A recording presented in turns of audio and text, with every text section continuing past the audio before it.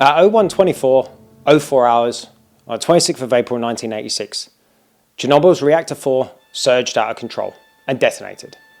Within minutes, men who believed the reactor could not possibly explode were running towards the building that had already been torn open.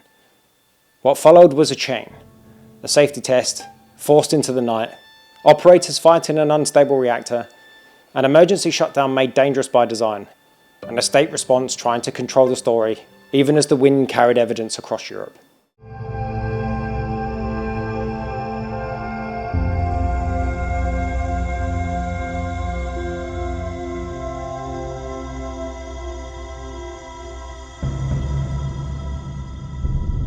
Chernobyl's power plant sits 3 kilometers from Pripyat, a small town in northern Ukraine. Just before midnight, on the 25th of April 1986, engineer mechanic Alexander Yevchenko clocks on for his night shift. It's a calm spring night, with Mayday approaching, and morale is high. At home, his wife Natasha sleeps beside their 2-year-old son. Natasha is worried about the nuclear safety test, but a Soviet official has recently assured viewers on television that nuclear meltdowns essentially don't happen. Or, if they ever do happen, perhaps once every 10,000 years, and they certainly do not happen in the Soviet Union. Inside the plant, the engineering question has become a political demand. If the reactor shuts down, the electrical power drops. 3 diesel generators start to run the coolant pumps, but they need about 60 to 75 seconds to reach full output. The theory is that the turbines, still spinning down, can generate enough electricity to keep the pumps running during that gap. They attempted this test in 1982, 84 and 85. Each time it failed.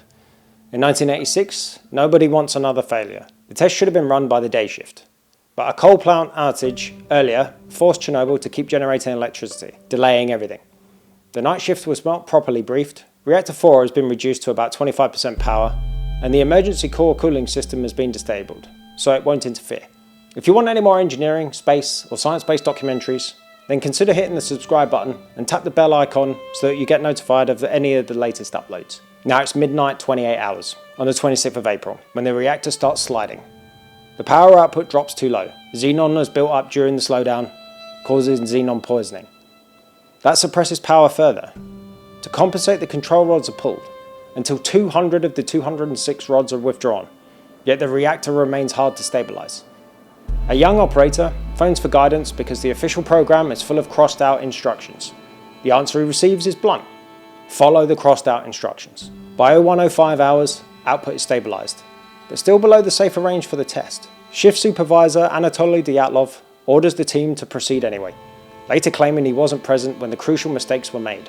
He was. At 01:24 hours and 4 seconds, they began the simulated power loss to see whether the turbines run down can power the coolant pumps until diesels take over. Instead, power surges sharply.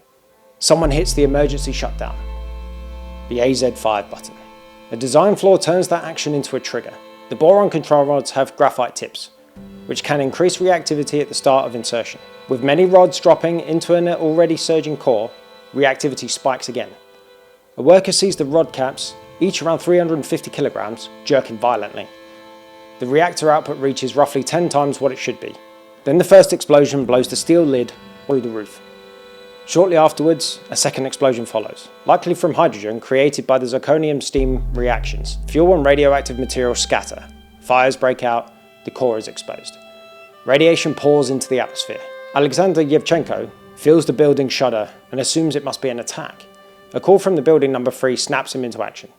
They need stretchers, and he runs towards the blast. Near a deafening hiss, he finds a friend, so disfigured, Alexander recognizes him only by his voice. He meets Yuri Tregub from the control room 4, who says Dyatlov is demanding high-pressure coolant water be pumped in, still refusing to believe that the reactor is blown. Wading through water, Alexander and the others try to reach the coolant taps. They see huge water containers torn apart. In the wreckage, Alexander spots his colleague, dead. He looks up through the missing roof and sees a bright beam rising in the sky. He doesn't understand its lethal radiation. Gamma rays and neutrons made visible through irradiated air, until more experienced colleague grabs his shoulder and pulls him away. Back at the control room 4, 3 men are ordered to go to the reactor hall and lower the control rods by hand. Alexander shouts that there is no reactor hall left and no rods left to lower. They think he's panicking. The 4 head up anyway. 3 of them receive fatal doses. Alexander survives only because he stayed at the door holding it open.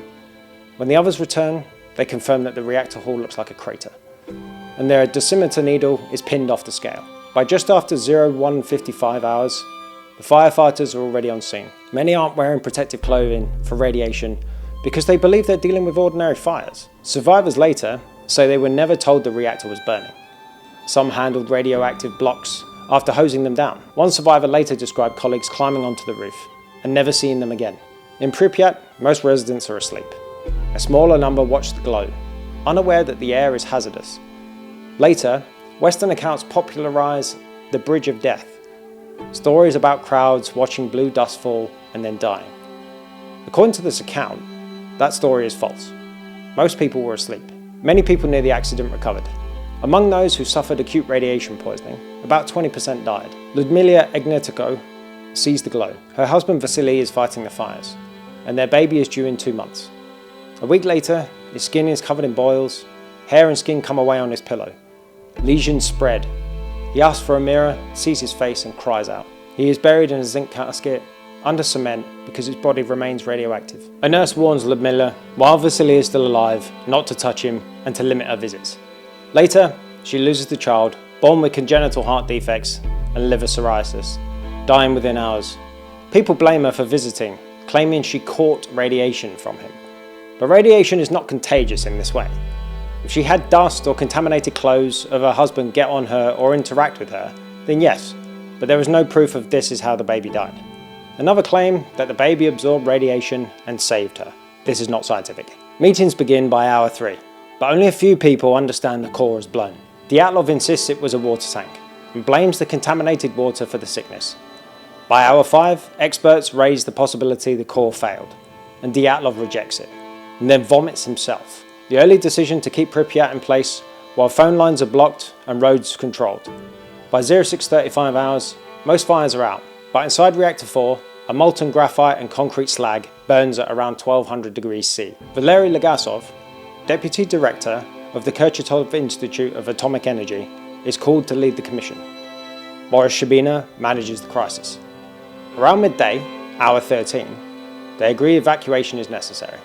By hour 30, Legasov views the reactor and warns wind could carry the contamination across many parts of Europe. Helicopters drop sand and boron, and by hour 36, one collides with a chain, crashes, killing the crew. 3 hours before, Shabina presses Moscow for immediate evacuation. Radiation readings rise from 14 to 140 milliroentgens per hour to 180 and 300, and near the plant, 600. Officials cite annual figures too. 50 milliroentgens per hour can be dangerous, and 400 a year can kill. Inside parts of the plant, levels reach around 20,000 roentgens per hour. By hour 38, loudspeakers announce a temporary evacuation. Children first, bring documents, close windows, switch off appliances and remain calm. People are not told the full story and are not given protective clothing, and they will never return home. By hour 36, about 116,000 people have left, but around 1,200 remain, mostly elderly women. The KGB is told, stop panicked rumours. But the world learns the truth anyway. By hour 52, Sweden detects radiation and identifies Chernobyl as the source. Soon the United States has satellite photos. By hour 55, Soviet television admits the accident and a damaged reactor, while attention shifts towards American incidents like 3 Mile Island. At hour 58, scientists fear another explosion if 1200 degree graphite contacts the water in the tanks that were not properly emptied. And the fire hoses have added even more water to that amount. 3 men are tasked to drain about 20,000 tons of water through the sluice gate. Later rumours claim they died soon after. They did not. They lived long lives. At hour 66, concern turns to the groundwater. The state brings in around 400 miners and they dig a tunnel beneath the reactor as a cooling measure, wearing respirators despite the heat. Despite later claims, they did not work naked, though they did remove some items of clothing. By hour 100, debris removal begins.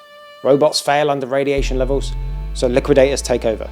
Around 600,000 people participate over time. Roof teams are limited to 40 to 90 seconds per run, with around 5,000 men doing the work, some going up as many as 6 times.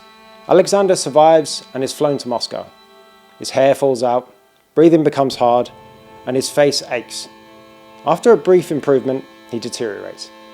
He finds massive ulcers and necrotic skin on the shoulder, hip and calf, exposed when he held the door. Those areas turn black. Believing he is dying, he tells Natasha he has become a mutant. He lives because the skin grafts take.